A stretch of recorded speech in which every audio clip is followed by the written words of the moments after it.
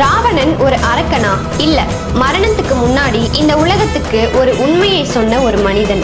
ராமன் செலுத்திய அம்பில் காயமடைந்து உயிர் மெல்ல விலகி கொண்டிருந்த ராவணன் தரையில் கிடந்தான். அந்த காட்சியை பார்த்த ராமர், லக்ஷ்மணா, இந்த ராவணன் தீயவன் தான், ஆனாலும் அவன் ஒரு பேரரசை ஆண்ட மன்னன், அனைத்து சாஸ்திரங்களையும் அறிந்த பண்டிதன். அவனுடைய அனுபவம் இந்த உலகுக்கு ஒரு பாடமாக இருக்க வேண்டும். அவனிடம் போய் நான் கேட்டதாக சொல்லி அவன் கற்ற வாழ்க்கை உண்மைகளை கேட்டு வா என்று அனுப்பினார். லக்ஷ்மணன் மரியாதையுடன் ராவணனின் அருகில் சென்று, லங்கேஸ்வரா, உன் அறிவு உன்னோடு அழிந்து போக கூடாது, இந்த உலகம் அதிலிருந்து பயன்பெற வேண்டும், எனக்கு உபதேசம் கொடு என்று வேண்டினான். அதை கேட்ட ராவணன் சிரித்தபடியே, ராமன் என்னை இப்படி பார்த்தார் என்றே நினைக்கவில்லை, அதுவே எனக்கு பெரிய ஆறுதல் என்று கூறி பேசத் தொடங்கினான். ஒரு காலத்தில் நான் உலகத்தின் உச்சியில் இருந்தேன்.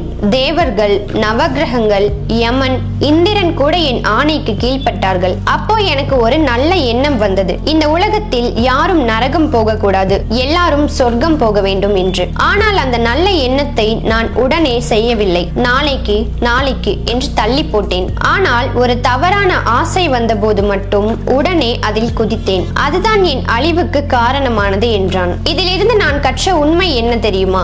நல்ல காரியத்தை தாமதிக்காமல் செய்ய வேண்டும். தாமதம் நல்லதையும் கூட அழித்துவிடும். ஆனால் தவறான எண்ணங்களை தள்ளி போட வேண்டும். தள்ளி போடும்போது பல தவறுகள் நடக்காமல் போகும். உன் அருகில் இருப்பவர்களை பகையாக்காதே. உன் சாரதி, உன் தம்பி, உன் பாதுகாவலன், இவர்கள் தான் நீ விழும்போது முதலில் திரும்புவார்கள். தொடர்ந்து வெற்றி கிடைத்தாலும் எப்போதும் ஜெயிப்போம் என்ற அகங்காரம் வரக்கூடாது. அதுவே வீழ்ச்சியின் ஆரம்பம். உன் தவறை சுட்டிக்காட்டும் நண்பனை நம்பு, அவன்தான் உன் உண்மையான பாதுகாப்பு. எதிரியை எப்போதும் சிறியவன் என்று நினைக்காதே. நான் அனுமனை அப்படித்தான் நினைத்தேன், அதற்கே பெரிய விலை கொடுத்தார். நட்சத்திரங்களை வளைக்க முடியும் என்று எண்ணாதே, அவை நம்மை வழி நடத்த வந்தவை. பொறுமையை விட பெரிய தவம் இல்லை, திருப்தியை விட பெரிய இன்பம் இல்லை, இரக்கத்தை விட உயர்ந்த தர்மமும் இல்லை, மன்னிப்பை விட சக்தி வாய்ந்த ஆயுதம் இல்லை என்று ராவணன் கூறி முடித்தான். அந்த வார்த்தைகளை கேட்ட லக்ஷ்மணன் அமைதியாக தலை வணங்கி அந்த ஞானத்தை மனதில் ஏற்றுக்கொண்டு ராமரிடம் திரும்பினான். அந்த நாளில் ராவணன் தோற்றான்.